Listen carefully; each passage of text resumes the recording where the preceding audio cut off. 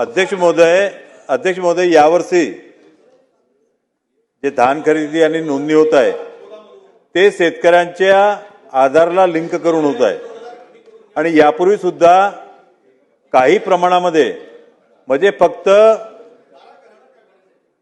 जो गैरव्यवहार झाला 1600 कोटीमध्ये फक्त 2 कोटी रुपयाचा गैरव्यवहार झाला होता आणि ते पैसे देखील शेतकऱ्यांच्या खात्यामध्ये गेले नव्हते।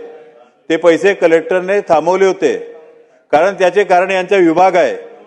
कारण अध्यक्ष महोदय यांनी 2 पोर्टलला वेगळे वेगळे धान खरेदीचे अधिकार दिलेले आहेत।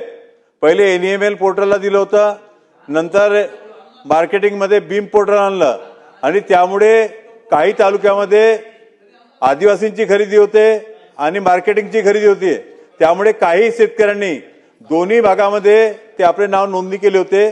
अशा फक्त पूर्ण म्हणजे महाराष्ट्रामध्ये एकच तालुका आहे तो सालेकसा आणि त्या ठिकाणी जो 2 कोटीचा गैरव्यवहार झाला होता तो सुद्धा थांबवण्यात आलेला आहे। परंतु अध्यक्ष महोदय 1600 कोटीमध्ये 2 कोटी रुपये आणि ते देखील शेतकऱ्यांच्या खात्यामध्ये गेले नव्हते आणि म्हणून या शासनाचे म्हणणे एकदम चुकीचे आहे की यामध्ये कोणत्याही प्रकारचे खोटे शेतकरी हा पैसा उचल करत आहेत।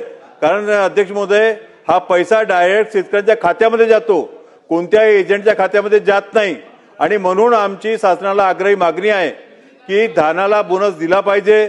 कारण धान उत्पादक शेतकरी हा महाराष्ट्रामध्ये सर्वात गरीब एकदम हलाखीच्या स्थितीमध्ये आदिवासी दुर्गम भागामध्ये नक्षली भागामध्ये हा धान उत्पादक शेतकरी आहे आणि म्हणून माझी विनंती आहे की मागील 2013 पासून आपण त्यांना प्रोत्साहन रक्कम देत आहोत, ती प्रोत्साहन रक्कमही दिली पाहिजे आणि धान खरेदीचे उद्दिष्ट वाढवून दिले पाहिजे।